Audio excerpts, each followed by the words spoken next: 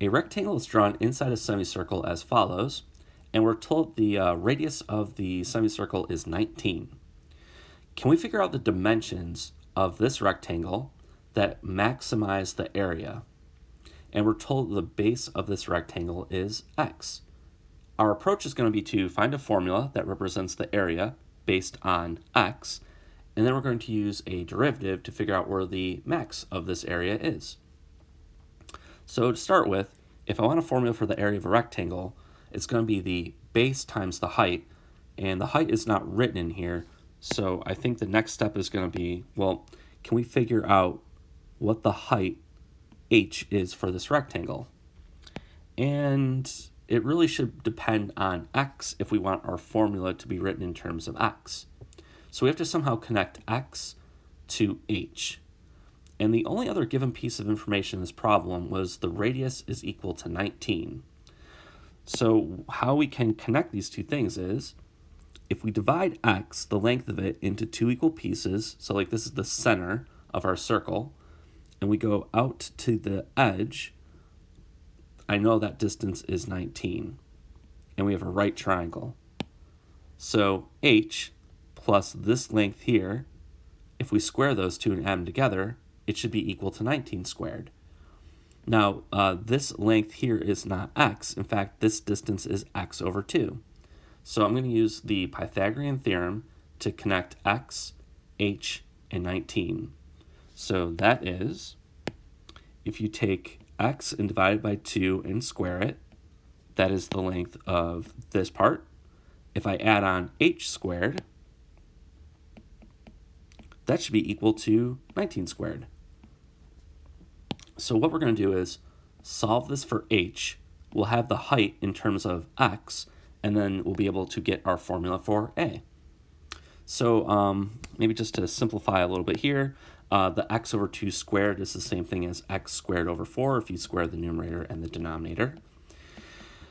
If you square 19, that is going to be 361. I will subtract x squared over 4 from both sides.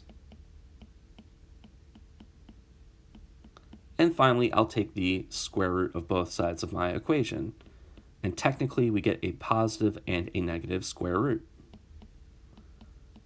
However, since we are talking about a distance, only the positive square root makes sense. And this gives us our formula for a. A is a function of x. It's the base times the height. That is x times h. However, we can represent this completely in terms of x. It's x times the positive square root of 361 minus x squared over 4. So this would be the answer for the first part of the question. All right, so we have a formula now that will tell us the area of this rectangle for any given value of x. So if I can take the derivative of this formula, I might be able to find a global max, and that would be the value that's going to give us the maximum area. But of course, the next thing to consider is there's an interval of interest. Like, this picture only makes sense for certain values of x. For example, if x were a negative value, it would kind of be meaningless within this picture. So you could think of a good starting point for x as maybe the number 0. That's essentially saying, well, you're not going any distance from the center, so your rectangle will actually be just like this vertical line. So that would have to be my starting point. We're going to start at x is equal to 0. So that's the smallest x could be. A negative number makes no sense.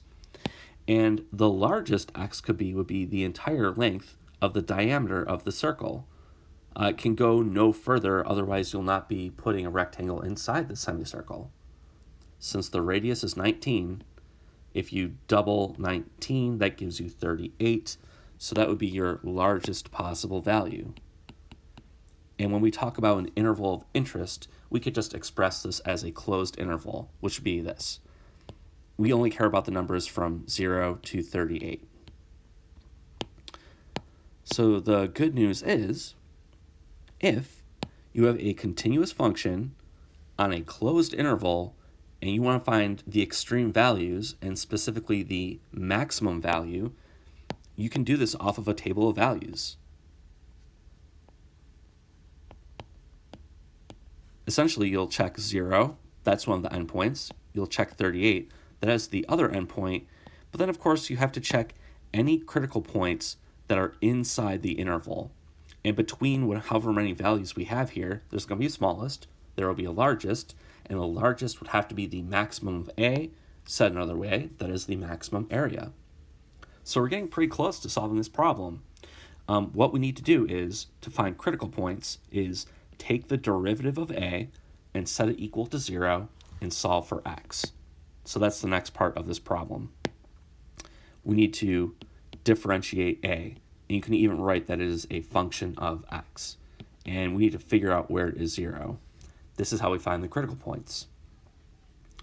So what I'm going to do is I'm going to rewrite the function A as x, and then instead of writing the square root, I'll put 361 minus x squared over 4 to the 1/2 power. Okay, I need to differentiate this function. We have a product of two functions, so I need to use the product rule. Product rule says we would take the derivative of the first and then multiply it by the second. But then you add on the second, the first multiplied by the derivative of the second. To differentiate just the second piece, it's going to be a chain rule application. We'll take the 1/2, bring it down front, copy down the inside, subtract 1 from the exponent, and then by the chain rule, we will multiply by the derivative of what is inside the parentheses. So that is, bring down the 1/2, copy down the inside,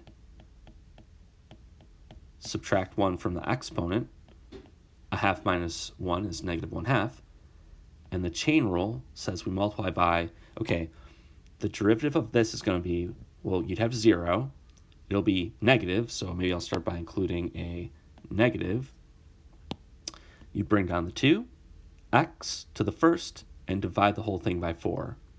So that would be, well, 2 over 4 is 1/2, and then you're left with just x. So that's going to be x over 2. So here it is. This is the derivative, and I need to set it equal to 0 and solve for x. So to start simplifying this, I'm not going to write this 1, and maybe I'll replace this with the square root instead of the 1/2 since I've already taken the derivative. So that first piece, I'll just put, this is the square root of 361 minus x squared over 4. Now, in the next part, well, the entire thing is going to be negative because I'm multiplying by one term that has a negative in it. So I'll put minus. What else do we have? We have, well, there's a 2 times this 2, so I'm going to have a 4 in a denominator. And in the numerator, we're going to have an x times an x. So I see that we have an x squared over 4. So I dealt with the negative, the 2 x's, the 2 2's in the denominator. I see I have something to a negative exponent. This whole thing can be placed into the denominator with a positive 1/2 exponent. A positive 1/2 exponent means it's really a square root. So what I'm going to do is just continue this division and put the square root of 361 minus x squared over 4. So essentially, I took this whole term, put it into the denominator, made the exponent positive 1/2, and a positive 1/2 just means the square root of that whole expression. So this is the derivative, and it's simplified, and we want to figure out where this is equal to 0. It's kind of a mess. I think a good approach would be to maybe get a common denominator and combine this into one fraction. So I'm really viewing this as this whole first thing as a fraction. This 4 times this thing should be its common denominator. So I have to multiply 4 and this square root into the numerator of this fraction. That's actually going to simplify out great. It'll put a 4 up here, and if we multiply this square root by the very same square root, it basically is squaring the square root, leaving us with 361 minus x squared over 4 by itself. All that being said, we get 4 times 361 minus x squared over 4. Okay, the other fraction was minus x squared, and we now have a common denominator of 4 and the square root of 361 minus x squared over 4. This whole thing's still equaling to 0. It's nice to view it this way because if you want a fraction to equal 0, the denominator is irrelevant. You can focus on just the numerator. So in my next step, I'm simply going to copy down the numerator and see what we're left with. So that is, we have 4 times 361 minus x squared over 4 minus x squared is equal to 0. I guess, well, this is great. It's just a quadratic equation. I'll multiply in the 4, combine the x squared terms, and go from there. 4 times 361 is 1,444. When I multiply this 4 to this, the 4's cancel, and I'm left with just a negative x squared. Now we have to then, again, subtract off the other x squared, and that is equal to 0. This is 1,444 minus 2x squared is equal to 0. If I add the 2x squared to both sides, I get 1,444 is equal to 2x squared. If I divide both sides by 2, I get 722 is equal to x squared. Okay, I can now take the square root of both sides, which will give me a positive and negative square root of 722 is equal to x. Of course, x represents a positive distance. I only care about the positive square root, so that's really just positive 722 is equal to x. Okay, this can be simplified. 722 is a large number. Off to the side, I'm just really trying to think of perfect squares that I can take out of 722. Oh, okay, so I know that, okay, we can divide out, like this came from 19 squared, and it changed by a factor of 4. I'm going to divide this by 19 squared. So basically I'm going to take out a 19. I'll get my calculator to do this. Okay, so 722 divided by 19. So we get 19 times 38 is equivalent to 722. But you can divide 19 out of 38 as well. It's twice as much. 722 is the same thing as, well, you got two 19s, so 19 squared, and that's multiplied by 2. Okay, this is nice written this way instead of as 722, because if you take the square root of this, the square root of the squared cancel, it gives you just 19. The 2 will still be under the square root. So this thing simplifies to the square root of 19 squared times 2. But the square root, if you break it up as a product, the square root of 19 squared is just 19. But the square root of 2 still remains in the problem. And so this would be the value for x. So now in terms of maximizing the area, there are only 3 numbers to consider. The endpoints of your interval for x, and then the only critical point that we found that fell within this interval.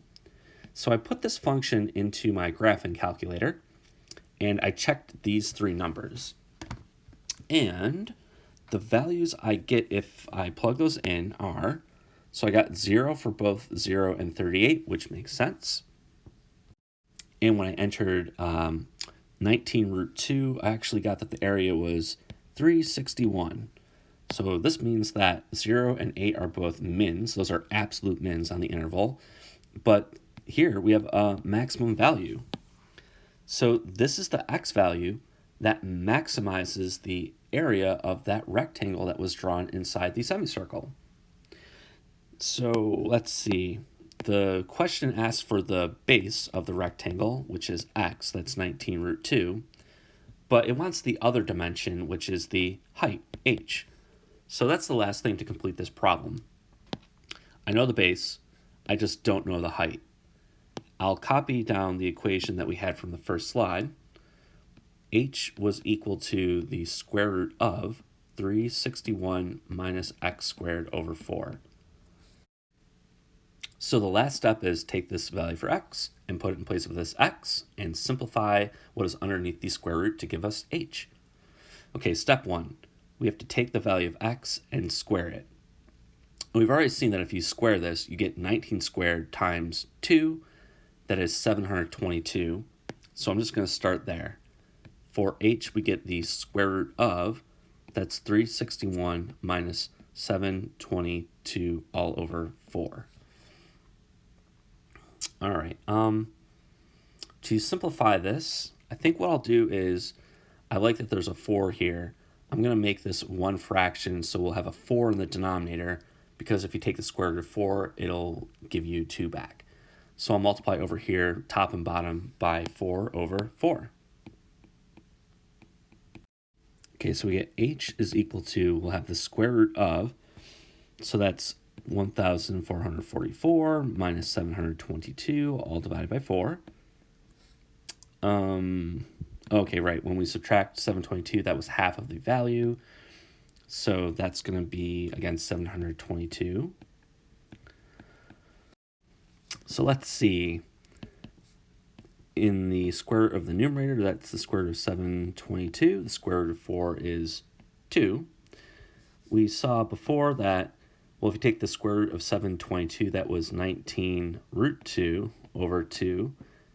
And there it is. That's the simplified value for the height. That's the final answer.